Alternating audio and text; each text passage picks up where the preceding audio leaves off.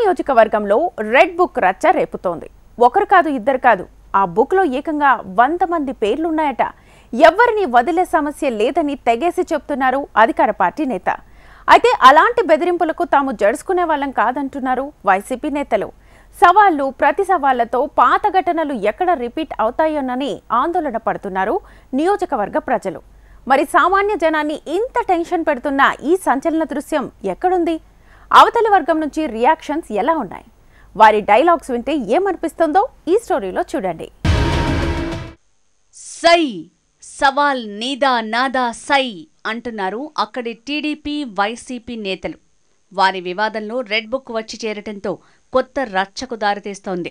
తన రెడ్ బుక్లో ఉన్న వారిని వదిలే ప్రశ్నే లేదని బహిరంగంగా ప్రకటించారు ఆళ్లగడ్డ ఎమ్మెల్యే భూమా అఖిలప్రియ. ఆమె ఘాటైన వార్నింగ్స్పై జిల్లా వ్యాప్తంగా చర్చ నడుస్తోంది. వైసీపీ నేతలు సైతం అదే రీతిలో కౌంటర్ ఇవ్వటంతో ఆళ్లగడ్డ పాత రాజకీయాలు కాస్త మరోసారి చర్చకు వస్తున్నాయి. నేను మోనార్కుని, ఎవ్వరి మాట వినను, సవాళ్లకు భయపడను, విమర్శలకు వెనక్కి తగ్గను, నేను మంచిదాన్ని కాను, దెబ్బకు దెబ్బతీస్తా, అధికారంలో ఉన్నప్పుడు మీరు చేసిన అరాచకాలు బయటపెడతా, నా దగ్గర రెడ్ బుక్ ఉంది, అందులో తప్పు చేసిన 100 మంది పేర్లున్నాయి, వారిలో ఒక్కరిద్దరిని దయతలిచి వదిలేస్తాను తప్ప మిగతా వారిపై చర్యలు తప్పవంటూ చెలరేగిపోయి కామెంట్లు చేశారు ఎమ్మెల్యే అఖిలప్రియ.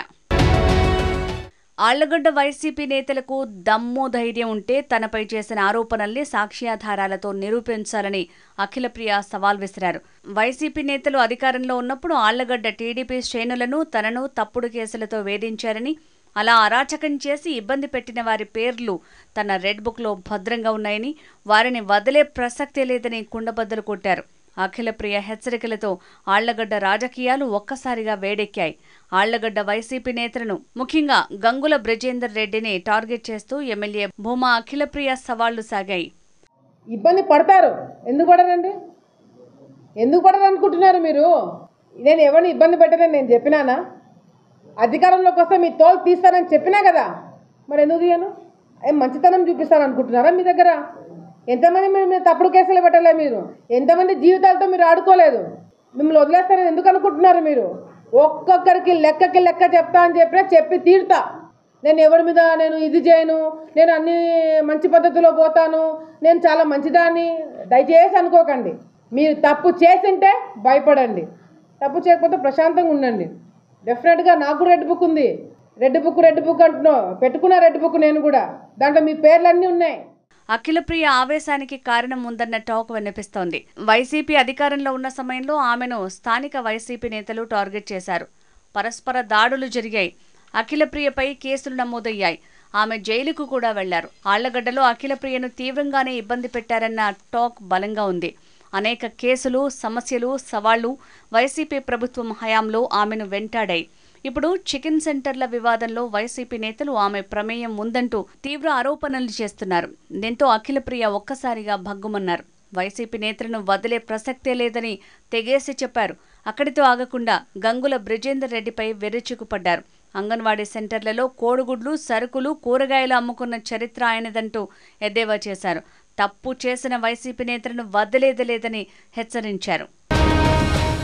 ఇక అఖిలప్రియ సవాళ్లపై అంతే ధీటుగా వైసీపీ నేతలు స్పందించారు. రెడ్ బుక్ అంటూ అఖిలప్రియ చేసే బెదిరింపులు చూసి భయపడే వాళ్ళెవ్వరూ లేరని వైసీపీ నేత బ్రిజేందర్ రెడ్డి బదులిచ్చారు.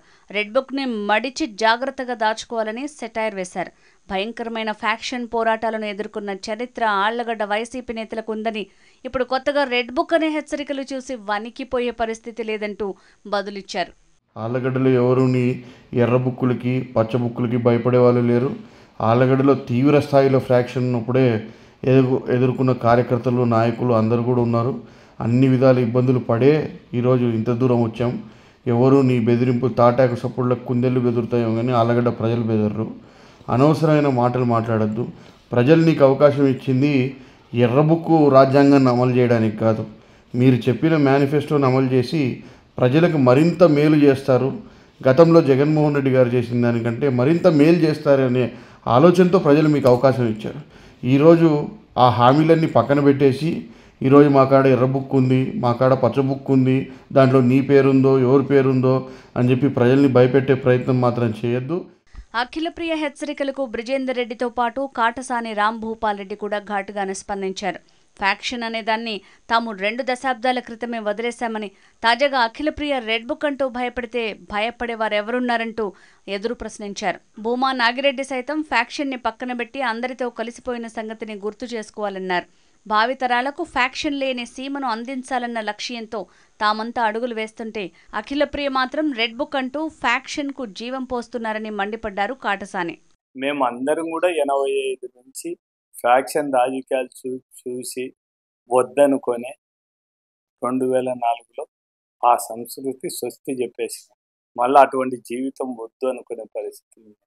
ఇప్పుడు ఉండే వాళ్ళందరూ కూడా రెడ్ బుక్ పెట్టుకొని అటువంటి జీవితం కావాలనుకున్నప్పుడు ఎవరు ఏం చేయలేము. నాయకుల కామెంట్లు, రివర్స్ కామెంట్లతో ఈ రెడ్ బుక్ వివాదం ఎక్కడికి దారితీస్తుందన్న చర్చ జోరుగా నడుస్తోంది. కొన్నేళ్లుగా ప్రశాంతంగా ఉన్న ఆళ్లగడ్డ వాతావరణాన్ని నాయకుల కామెంట్లు మళ్లీ కలుషితం చేస్తాయా అన్న వ్యాఖ్యలు వినిపిస్తున్నాయి. మరి నాయకుల వ్యాఖ్యలు ముదిరి పాకాన పడకముందే ప్రభుత్వం విజ్ఞతతో వ్యవహరించి ఇలాంటి కామెంట్లకు ఫుల్ స్టాప్ పెట్టేలా వ్యవహరిస్తుందా? వేచి చూడాలి.